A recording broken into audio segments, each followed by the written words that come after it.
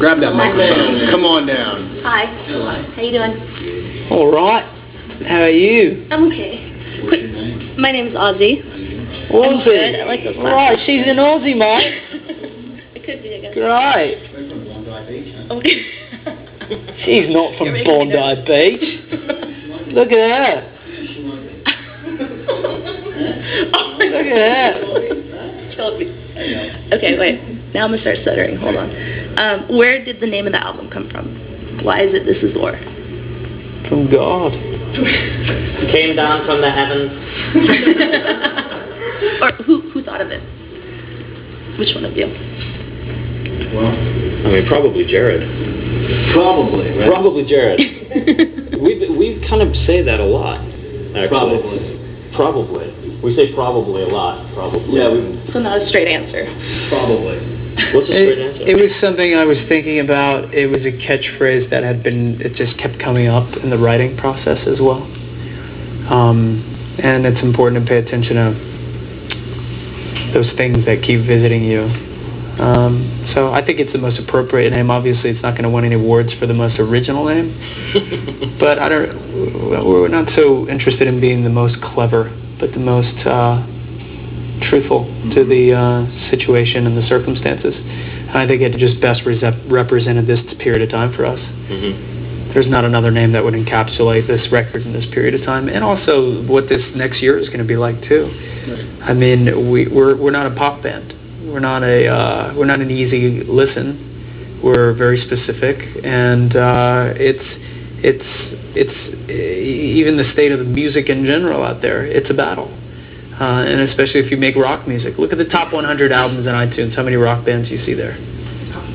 6, maybe 7 that aren't pop bands as well. So it's a bit of a battle out there to get your voice heard, and I think our fans, our family out there understands that they're part of the battle with us. Fortunately, they're on our side. Thank you. Thank you. Thank you. Why do you think that is? That there are so many or so few rock bands actually selling or doing well?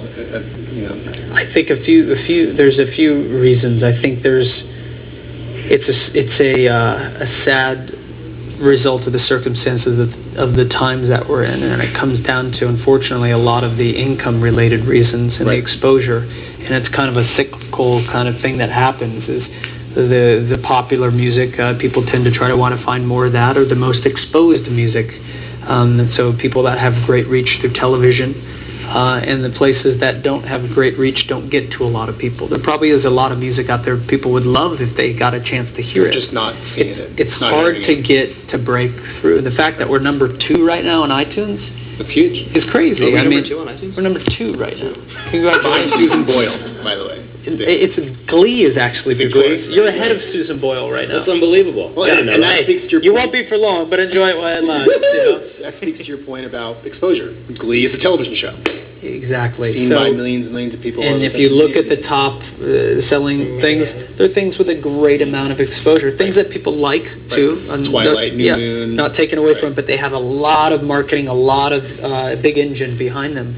And that's not the only reason for their success. I mean, there are phenomenal bands on the Twilight soundtrack. Mm-hmm. Phenomenal. And the biggest reason is because people like the movies and they like the songs. So there's something there for people. But so it's harder for bands and rock bands, and it's kind of just a Ouroboros effect. Is there something that you guys are into yourselves that maybe isn't getting the exposure that it deserves? I mean, the records I like, I don't think are the big selling records out there. Mm-hmm. But I like M83's last record a lot. I mean, I'm sure they're happy they did well. They're touring and doing great. So if there was one band, and for any of you, if there was one band that ought to be at a level of like 30 Seconds to Mars that maybe hasn't gotten their due, who might that be? I still don't know what level we're at.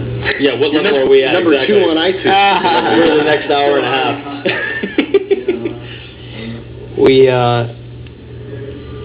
There's a lot of bands out there that are doing great work, and I tend to listen to The Cure still. non-stop. So, what do you like out there, Tony? I'm a metalhead, man. Give Mastodon a shot. Come on. A shot. They're huge. Oh, please. They could be so much better. Crack This Guy's the best metal record in the last 15 years. So, that's all I got to say about that. There you go. You heard it first. You heard it first. There it is. Mastodon. That's the future right there. Tom. People should check it out. You'll be happy to know that much like in the conversations between radio and you guys, it's a three-way tie on Facebook and Twitter for the next single. A three-way tie? Closer to the Edge, Night of the Hunter, and This Is War. So, Three-way tie? three-way tie. Not possible. No way. I'm looking at 4 for each one as of now. Wow. What do you think next single should be? Facebook or Twitter right now? Yeah. So the debate rages on. Interesting. I think we have many more questions coming. Do we have a lot of time left? Facebook, Twitter. We have. All right. How about this? Anybody listening, ask or watching, ask a question for the band. Anything you want.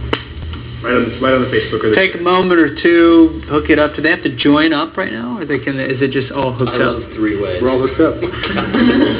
What are your favorite bands, guys? We just hit that. The Cure. You said The Cure.